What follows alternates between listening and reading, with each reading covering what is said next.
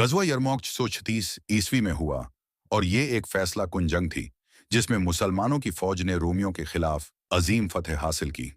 ये जंग एक तरफ तो मुसलमानों के लिए एक फतह थी, लेकिन दूसरी तरफ उसमें एक ऐसा वाक़या भी शामिल था जो इस्लामी क़ियादत और इत्तिहाद के उसूलों को वाज़ेह करता है। वाक़यात की तफसील: जब यरमुक की जंग की तैयारी हो रही थी तो हज़रत अबू बकर की वफ़ात के बाद हज़रत उमर बिन ख़त्ताब ने खिलाफत संभाली।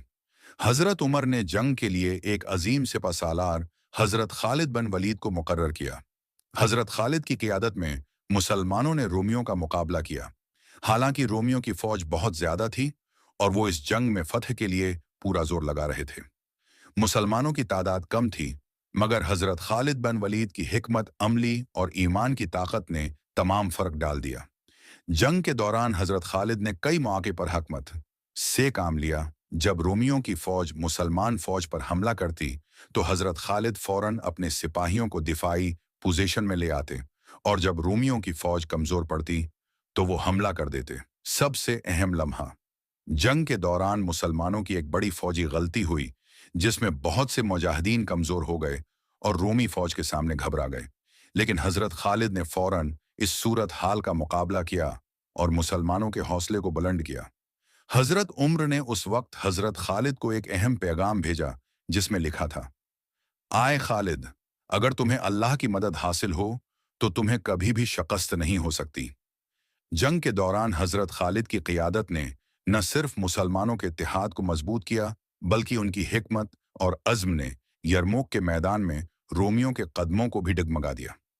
आखिरकार मुसलमानों ने ये जंग जीत ली और उसकी वजह से पूरे शाम के इलाके मुसलमानों के कब्जे में आ गए। इसर गज़वेज यरमुक की फतह ने न सिर्फ मुसलमानों की फौजी ताकत को साबित किया, बल्कि इस जंग ने इस्लाम के फैलाव के लिए एक सिंग मेल की हैसियत अख्तियार की। हज़रत उम्र की क़ियादत, हज़रत खालिद की हिकमत और मुसलमानों के ईमान ने इस जंग को तारीख़ के अहम तरीन वाक़यात में शामिल कर दिया। यादगार बात, गज़वा यरमुक में मुसलमानों की फतह इस्लामी तारीख़ का एक अहम मोड़ था और इस जंग में हज़रत खालिद का किरदार बेमिसाल था।